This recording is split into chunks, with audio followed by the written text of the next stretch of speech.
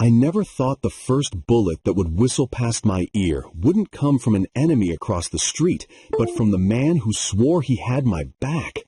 My name's Jax Marlowe, and before I tell you how close I came to losing my life in the bloodiest ambush our crew ever faced, let me give you a glimpse of the one person I thought I could trust, Darren Cade. He had the kind of smile that made you forget he was carrying heat under his jacket, the kind of laugh that made nights in smoke-filled bars feel safe, like family. But I'll tell you more about him later, because if you stick with me, you'll see how that smile nearly got me killed. And before we dive deeper, let me just say this. If you've ever been stabbed in the back by someone you thought was your brother, hit that subscribe button, because this story is about betrayal you won't believe. The city I lived in was a patchwork of shadows and neon.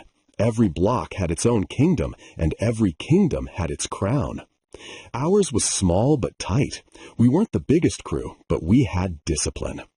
I ran with Benny Knuckles Ortiz, the muscle with a temper that could break concrete, Lexi Ray, sharp-eyed and quicker on the draw than anyone I'd ever seen, and of course Darren, the inside man. Though at the time I didn't know what that really meant. We had just pulled off a job, a risky lift from a rival gang's stash house. The heat was on us, and we needed a safe spot to lay low until things cooled off. That's when Darren suggested the hideout on the edge of East Dock, an abandoned warehouse that smelled of rust and river water. At first it felt perfect. No prying eyes, only the sound of rats scuttling under old pallets. We spread out, counting the take from the stash, feeling like kings. But even then, something didn't sit right with me. The way Darren paced near the boarded windows, always checking his phone, always excusing himself outside for smokes. Lexi noticed too. "He's restless," she whispered, sliding beside me. "Restless isn't new," I muttered, "but this feels different." I brushed it off. Darren had been with me since day one. He'd pulled me out of fights, shared meals when we had nothing, even covered for me when heat from the cops got too close. My mind refused to believe the possibility that he could turn. That night, Benny poured shots of cheap whiskey, trying to shake the tension. We laughed, played cards, and tried to forget the bullets we dodged earlier. Darren laughed too, but his eyes never softened. Every time I caught his gaze, it darted away, like he was hiding something behind those brown irises. The next morning, Lexi shook me awake. "Jax, get up. Something's wrong." Heard it before I saw it. Engines revving, tires screeching, boots pounding against gravel. Through the cracks in the warehouse walls, black SUVs and bikes boxed us in. Rival colors flashed in the early morning haze. My gut turned to stone. Someone had leaked our location. "Positions," I shouted. Benny grabbed the shotgun. Lexi drew her twin pistols, and I clutched the rifle we kept near the crates. Darren froze, eyes wide like he hadn't expected it to happen so soon. Bullets tore through the boards before we could even brace. Wood splintered, glass shattered, and the air filled with smoke and chaos. I dove behind a steel pillar, heart hammering as I returned fire. Benny roared, unloading into the first wave that crashed through the door. Lexi moved like lightning, dropping two before they even knew where she stood. But there were too many. It was an ambush designed to crush us, not scare us. As I fought, I caught a glimpse of Darren. He wasn't firing. He wasn't covering us. He was crouched low, his phone clutched tight in his hand, screen glowing. For a second, my mind screamed the truth I didn't want to believe. But a grenade clinked across the floor, yanking me back to survival. "Down!" I yelled. The blast ripped through the warehouse, sending me sprawling across the concrete. Ears ringing, vision blurred, I struggled to rise. I felt warm blood trickling down my arm from shrapnel. Lexi dragged me behind a stack of crates, firing blind to keep enemies at bay. Benny was shouting, voice hoarse, rage carrying him like a storm. The firefight stretched into minutes that felt like hours. Every second was a gamble. Peek out and maybe catch a bullet, stay hidden and risk being cornered. Then came the moment that nearly ended me. I was sprinting across the open floor to grab more ammo when a rival stepped into my path, gun raised, finger tight on the trigger. I was too slow. I felt the cold inevitability of death as the muzzle flared. But the shot never landed. Benny tackled the guy with a roar, slamming him into the concrete so hard the gun clattered away. "Move, Jax," he bellowed. By the time reinforcements from another friendly crew arrived, the warehouse was a graveyard of smoke and silence. Bodies littered the floor, blood pooled in broken glass, and the acrid stench of gunpowder clung to my lungs. Benny was limping. Lexi's face was streaked with soot and tears. And I was alive, but barely. Darren reappeared from the shadows, wiping dust off his jacket, breathing hard like he'd fought as hard as the rest of us. But I knew what I saw. That phone, that hesitation, that fear when the ambush stormed in. My chest clenched with anger I wasn't ready to unleash. Not yet. Later, when the chaos had settled and we'd fled to another safe house, the questions hung heavy in the air. Who tipped them off? How did they find us so fast? Benny cursed every name he could think of, convinced it was someone on the outside. Lexi stayed quiet, her eyes darting between me and Darren. And Darren? He just kept shaking his head, saying, "Damn lucky we made it. They must have been tracking us from the start." His words tried to paint the picture of coincidence, but I felt the cracks widening. Trust was bleeding out, and my gut screamed the truth. I laid on a cot, arm bandaged, staring at the ceiling. The memory replayed over and over. The glow of that phone, the lack of gunfire from his corner, the way the rivals came in too clean, too precise. Betrayal doesn't announce itself with a drum roll. It slips in quiet, wrapped in the face of someone you love like a brother. And that night, as I drifted in and out of restless sleep, one question gnawed at me like a blade at my throat. Was Darren the reason half my crew almost died? That's when I decided I'd find out, no matter what it cost. I woke the next morning with the weight of gunpowder still in my lungs and suspicion sitting heavy on my chest. Benny was already awake, pacing like a caged animal, muttering about revenge. Lexi sat at the table, cleaning her pistols with quiet, methodical care. Darren was nowhere in sight. "Where is he?" I asked, forcing my voice to stay calm. "Went out for food," Lexi said, not looking up. At least, that's what he said.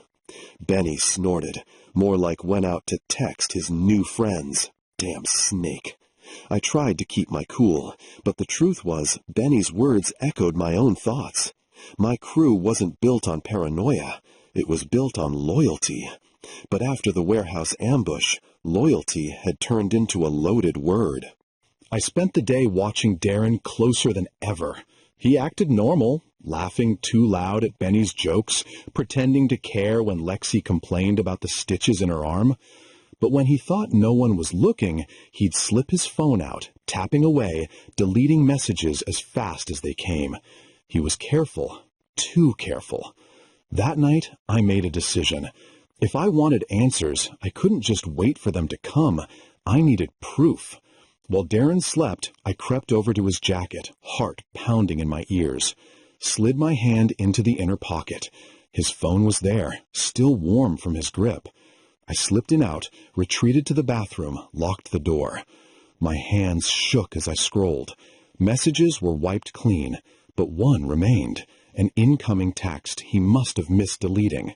It was from a number with no name, just digits. Good work. Same drop-off tonight.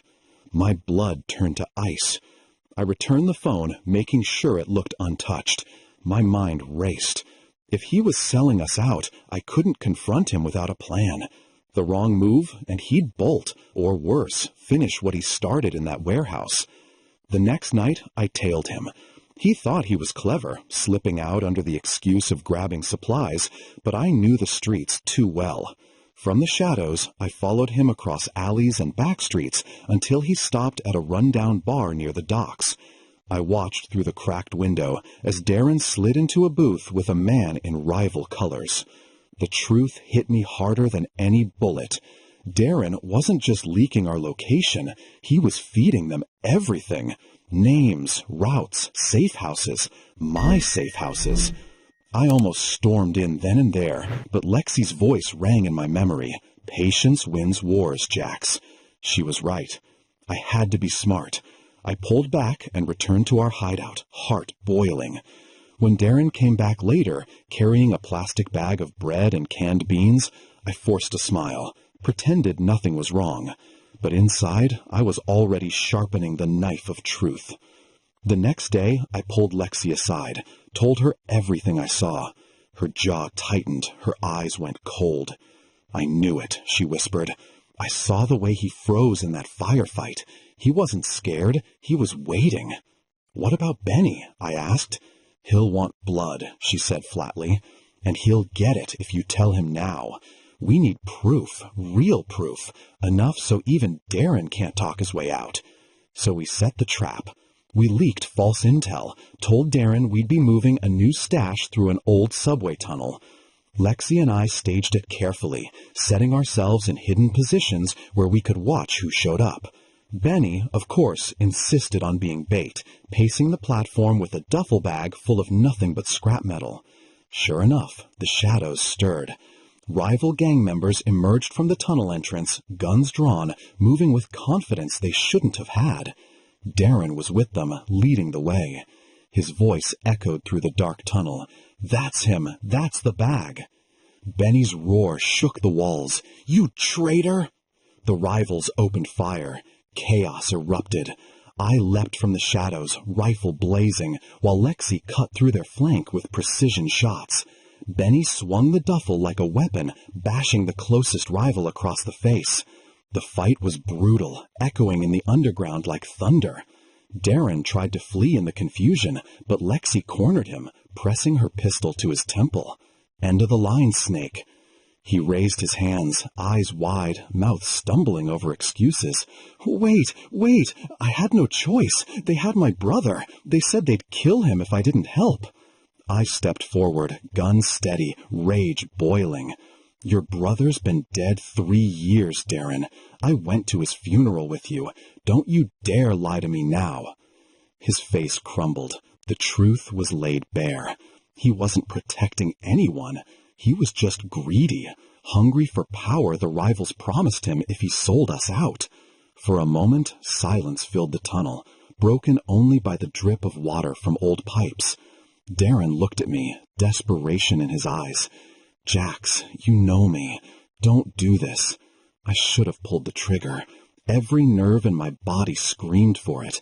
But before I could decide, Benny stepped forward, fists trembling. He's mine. One punch, then another. Benny unleashed years of trust, shattered in seconds, pounding until Darren was nothing but a broken heap on the concrete. Lexi pulled him back before he killed him, but by then, it didn't matter. Darren was done. We left him there, bleeding in the tunnel, the echoes of betrayal still hanging in the air. As we walked away, Benny muttered, "Never again." Lexi holstered her guns, her voice low. This life, it'll always be again. But at least now, we know who we are without him. Me? I didn't say a word. Because deep down, I knew this was only the beginning. Trust, once broken, never heals the same. And in our world, scars are just reminders of who tried to bury you. And that's how my brother in arms, Darren Cade, became the ghost I'll never stop hearing in every shadow.